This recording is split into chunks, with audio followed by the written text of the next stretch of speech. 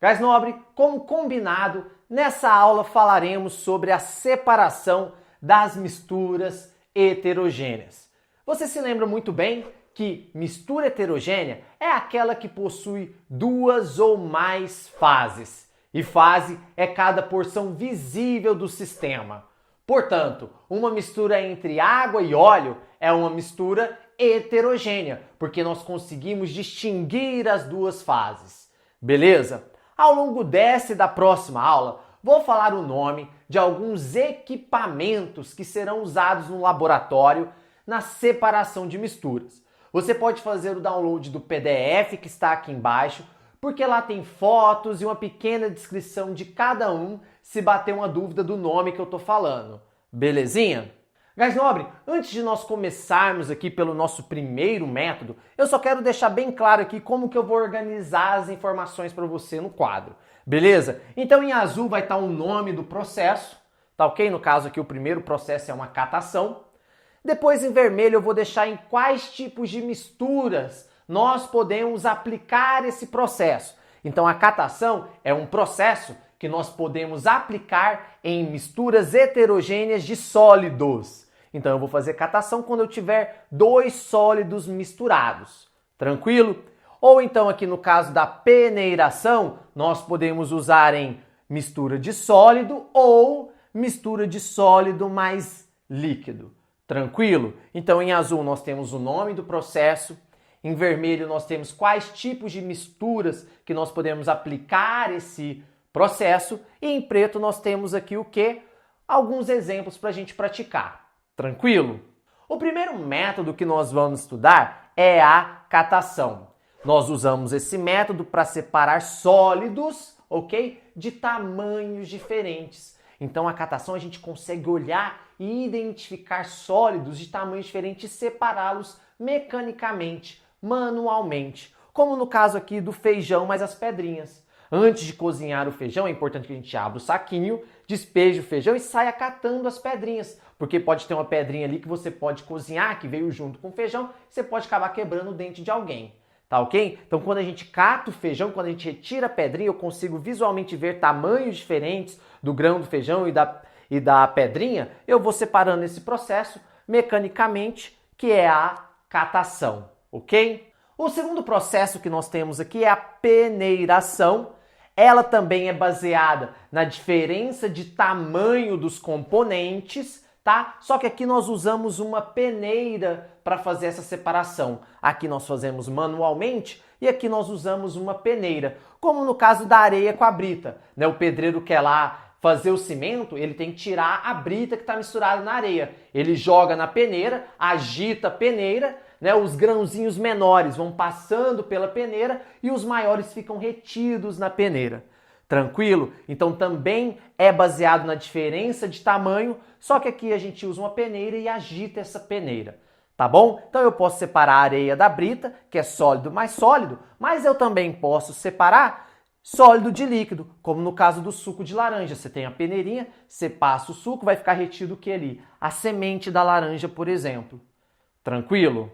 O nosso terceiro processo de separação de mistura é a separação magnética. E ele é utilizado para separar sólidos, porém um dos componentes tem que ter propriedades magnéticas. Ou seja, um dos componentes tem que ser atraído por um ímã. Tá ok? Então no caso aqui, se a gente tiver uma mistura de limalha de ferro, que é aquele ferro esfarelado, sabe? Aquele ferro que derrama na areia, você não vai sair catando a limalhinha um pedacinho por outro, não. Você vai ficar horas lá. O que você faz? Você passa o ímã.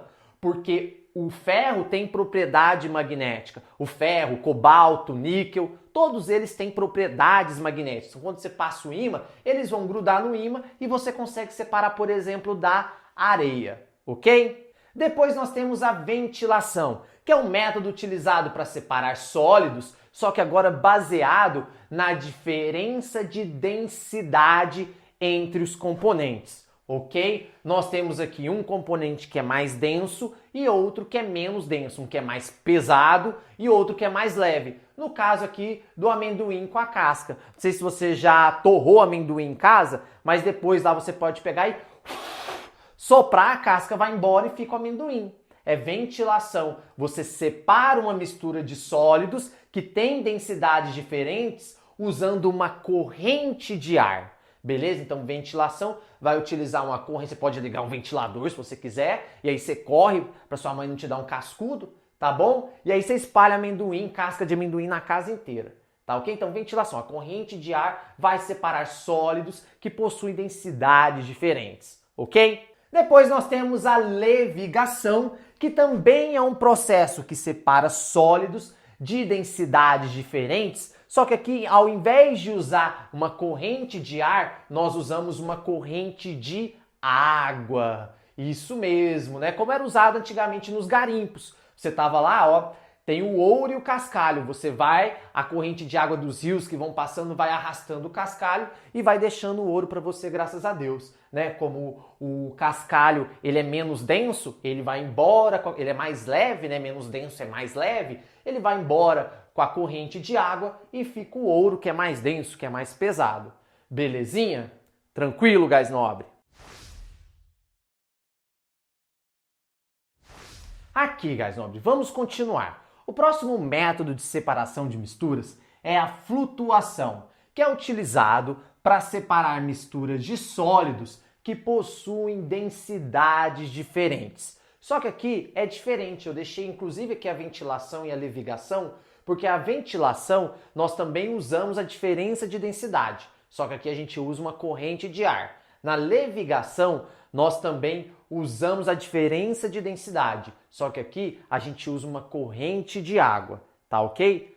Aqui na flutuação nós vamos usar a água também, só que não é água corrente, que é o exemplo da areia e do isopor. Imagine que eu tenho ali areia e isopor misturado. Eu não vou sair catando cada isoporzinho que tá ali, não. Eu pego a areia e o isopor, jogo dentro de um tanque de água, e aí o que vai acontecer? O mais denso vai para o fundo, né? E o menos denso, mais leve, vai boiar. Então o isopor boia e a areia vai para o fundo. É importante que o líquido que a gente adicione a esse sistema, ele tem que ter o quê? Uma densidade intermediária, porque ele vai ficar no meio separando os dois. Se eu pôr um líquido que é mais denso que os dois, o líquido vai para o fundo e os dois vão continuar misturados em cima. Tá ok? Então aqui, flutuação é também separação de sólidos que possuem densidades diferentes, porém o líquido que a gente vai jogar aqui tem que ter uma densidade intermediária. Assim, o mais pesado fica no fundo, o líquido fica no meio e o mais leve fica flutuando. Combinado? Aqui, o nosso próximo processo é a decantação ou a sedimentação, que é utilizado para separar sólido de líquido ou sólido de gás, também baseando-se na diferença de densidade dos componentes, só que aqui é pela ação da gravidade. Ou seja, simplesmente a gente vai deixar em repouso aqui no caso, ó. Se eu tenho a água do bar, tem aquela chuva danada, aí você vê aquela água marronzona lá, cheia de barro. Daqui a pouco você passa, o que acontece? O barro foi para o fundo, o barro se sedimentou, o barro decantou por ação da gravidade, ok? Então, como o barro era mais denso, ele foi indo para o fundo lentamente, indo para o fundo, indo para o fundo, indo para o fundo. Tranquilo?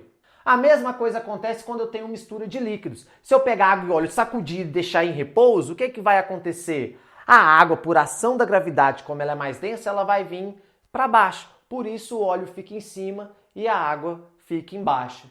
E por último é quando a gente tem uma mistura aqui de um sólido mais um gás, como poeira no ar. Isso acontece, você passa um pouco, você deixa a janela da sua casa aberta. Aí daqui a pouquinho você vai na estante, o que você vai ver lá? Um monte de pó. O que esse pó está fazendo? Ele está se decantando, ele está se sedimentando pela ação da gravidade. Né? Como ele é mais denso, ele vai se depositando na superfície da sua casa. Belezinha? Só que, como você deve ter percebido, todos esses são processos meio lentos que vão acontecendo pela ação da gravidade. E como você sabe, nós seres humanos não somos tão pacientes assim. Por isso nós criamos métodos para acelerar essa decantação ou essa sedimentação. Como nós podemos acelerar isso? Vamos começar acelerando a decantação de uma mistura de sólido mais líquido. beleza? Imagine que você tem um tanque lá, cheio de partículas sólidas nesse tanque. O que você pode fazer? Você joga lá dentro um coagulante, uma substância gelatinosa que é capaz de sair grudando em todas as partículas, formando pelotonas grandonas. Uma substância muito famosa é o hidróxido de alumínio. Ele é uma substância gelatinosa, a gente joga dentro do tanque, ele vai lá e sai grudando nas partículas pequenininhas, aí ele vai grudando em todo mundo e vira uma pelotona assim. Agora, como é uma partícula grandona, o que acontece? Ele se decanta com mais facilidade, ele vai para o fundo com mais facilidade. Então, uma maneira de acelerar a decantação de uma mistura de sólido mais líquido é acrescentando esses agentes coagulantes, como o hidróxido de alumínio. Beleza? Uma vez que a gente acrescenta aí esse agente e ele vem aqui para o fundo, o que eu posso fazer para tirar essa água?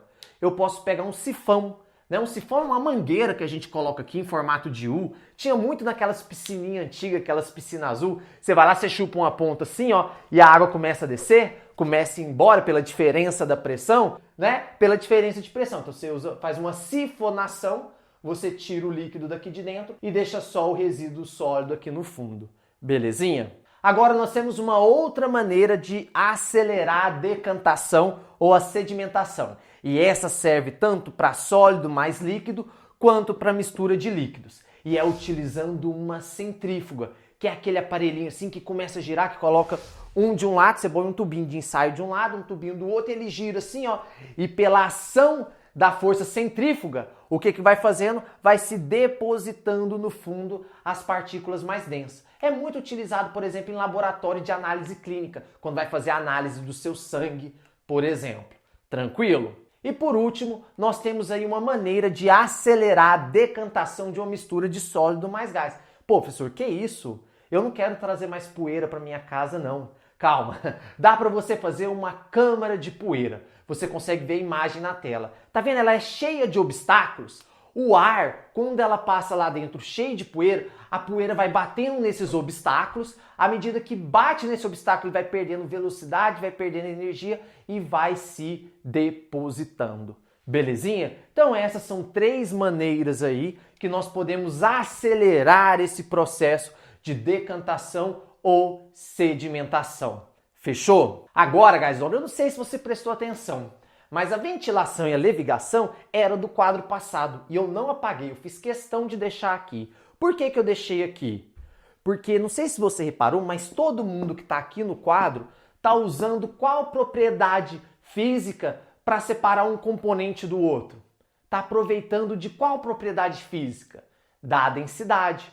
Todo mundo aqui se aproveita do fato que os componentes possuem o quê? Densidades diferentes. Só os mecanismos que mudam. Aqui usa uma corrente de ar, aqui uma de água, aqui usa um líquido de densidade intermediária, aqui é pela ação da gravidade, mas está todo mundo aqui baseado em quem? Na densidade. Ok? Fechou?